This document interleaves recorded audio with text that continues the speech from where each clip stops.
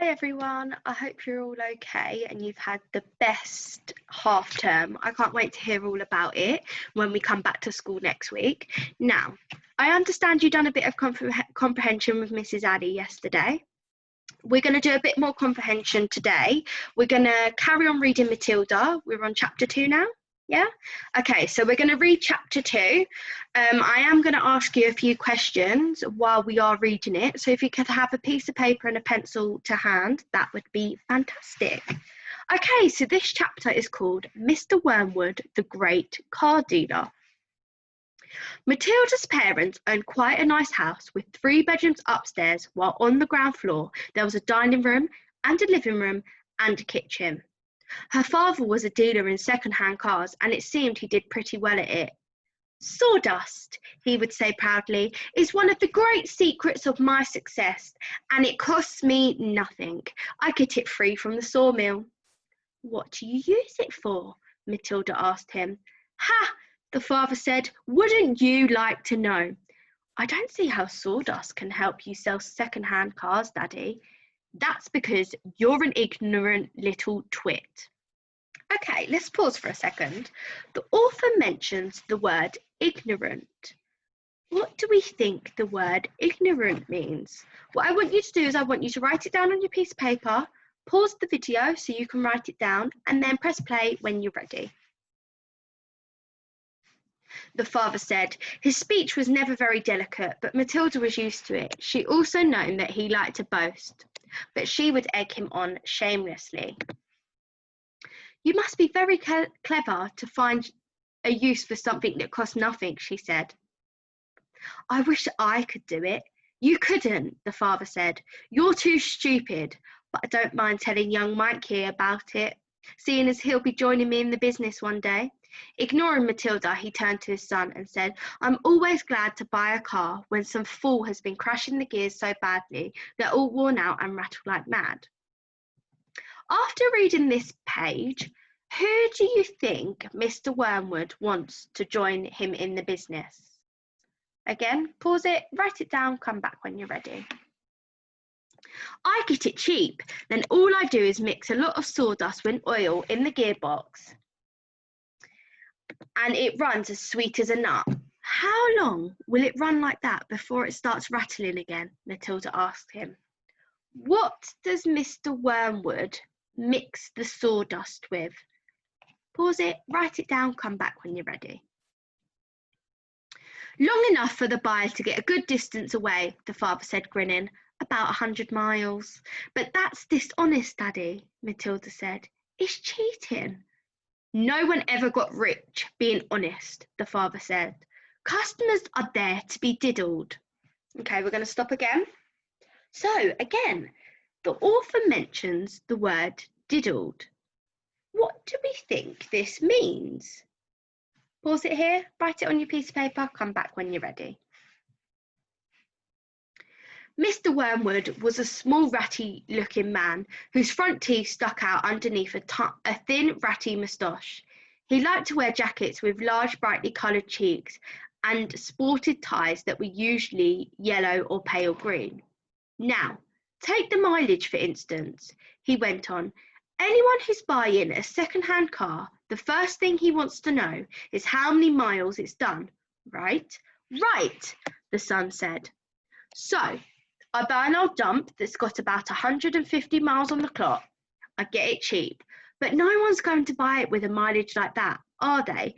And these days you can't just take the speedometer out and fiddle the numbers back like you used to 10 years ago. They fixed it so it's impossible to tamper with it unless you're a Rudy watchmaker or something. So what do? I use my brains, laddie. That's what I do.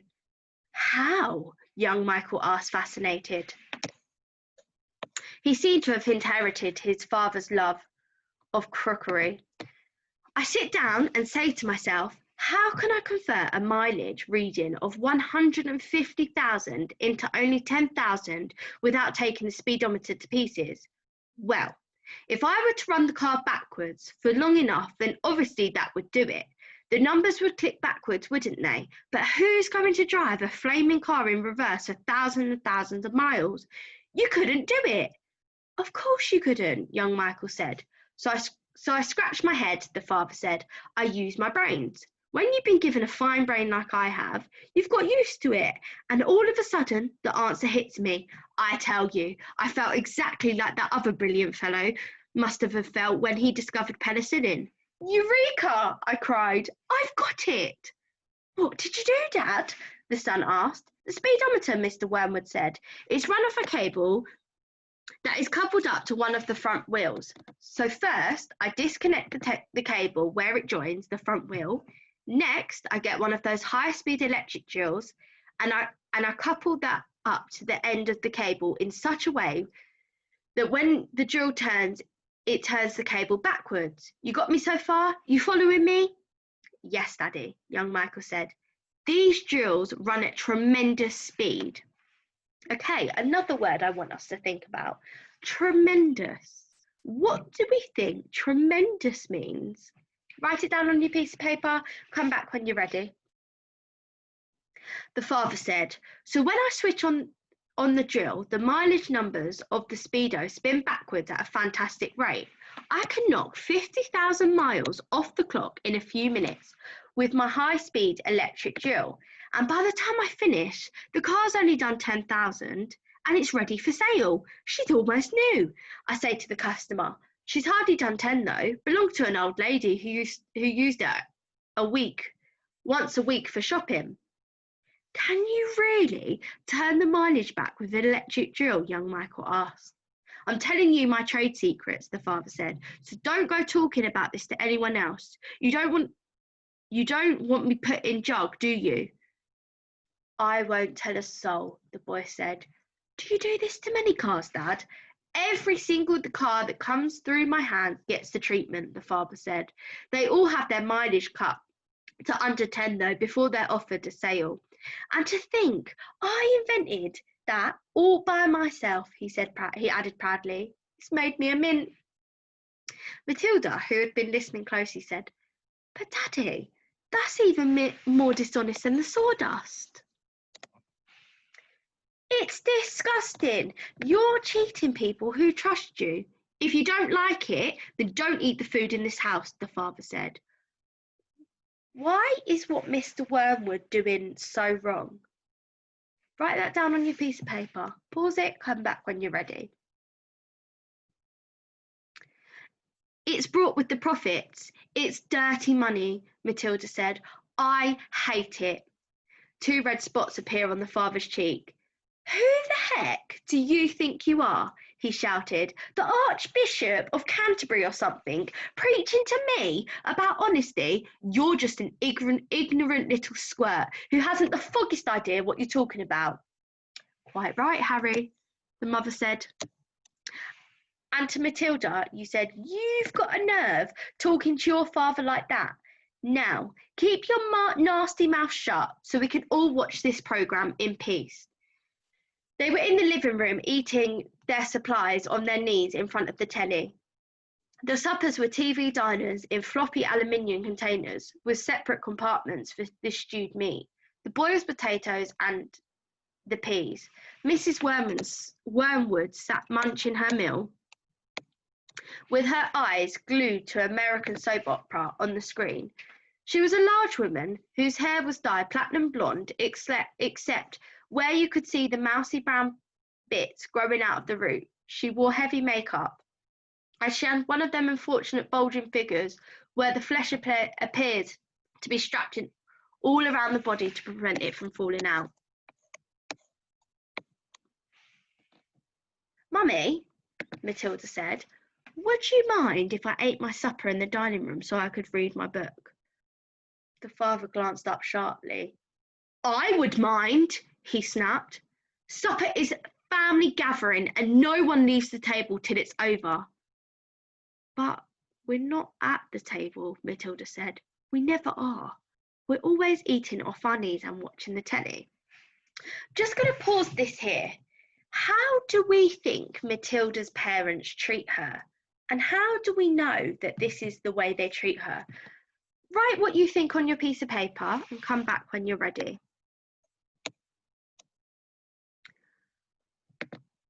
"What's wrong with watching the telly, may I ask?" the father said. His voice had suddenly become soft and dangerous. Matilda didn't trust herself to answer him, so she kept quiet. She could feel the anger boiling up inside her. She knew it was wrong to hate her parents like this, but she was finding it very hard not to do so. All the reading she had done had given her a view of life that they had never seen. If only they would have read Little Dickens or Kipling, they would soon discover there was more to life than cheating people and watching television. Another thing, she resented being told she resented being told constantly that she was ignorant and stupid when she knew she wasn't. The anger inside her went on boiling and boiling, and as she lay there in bed at night, she made her decision. She decided that every time her father or her mother was beastly to her, she would get her own back in one way or another. Pausing it again, what do you think the word beastly could mean? Write it on a piece of paper, come back when you're ready. You must remember that she was still hardly 5 years old, and it is not easy for someone as small as that to score points against an all-powerful grown-up. Even so, she was determined to have a go. Her father, after what had happened in front of the telly that evening, was first on her list. Okay, guys, I believe that is the end of the chapter. What we're going to do now is we're going to go through our answers. So if you have a purple pen, if you want to get that out. If you don't have a purple pen, that is absolutely fine. We're just going to mark it together, okay? So, the first question. The author mentions the word ignorant. What do we think this means? So, I've put uneducated, unsophisticated, or rude. If you have that, give yourself a tick. If you have a different answer, just check with a parent, make sure it's all right. Okay, number 2. Who does Mr. Wormwood want to join in his business? The answer is Michael. Number 3. The author mentions the word diddled. What do we think this could mean? The answer is cheated. So diddled means cheated. Number 4. What does Mr. Wormwood mix the sawdust with? The answer is oil. Number 5. In this sentence, the word tremendous is used. What do you think this word means? Tremendous means very good in amount. Again, if you've got a different answer, just check with an adult, make sure it's right. Number 6. Why is what Mr. Wormwood doing wrong? He is being dishonest with people. Number 7.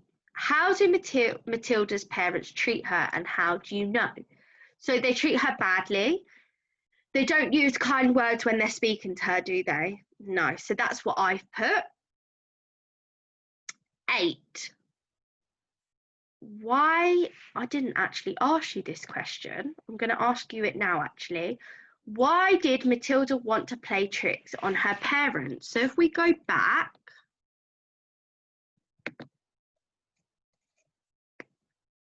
where does it say?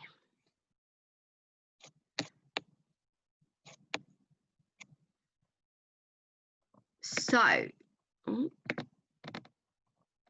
sorry guys, bear with me. So it says, she decided that every time her father or her mother was beastly to her, she would get her own back in one way or another. Why do we think she wants to play tricks or get her own back on her parents? Pause it here, write your answer. We'll come back to that. Okay, so the last question I asked you was, what do you think the word beastly means? So the word beastly means unkind or unpleasant.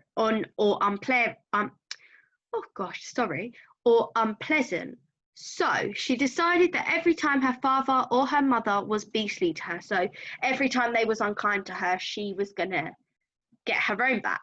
So why did Matilda want to play tricks on her parents? So I put because she was angry with them, because she hated them, because they constantly told her she was ignorant and stupid when she wasn't. So if you've got that, then just tick that. But that is our chapter over for today. So that is it. Have a lovely rest of your day, and I will see you for some reading on Thursday. Bye.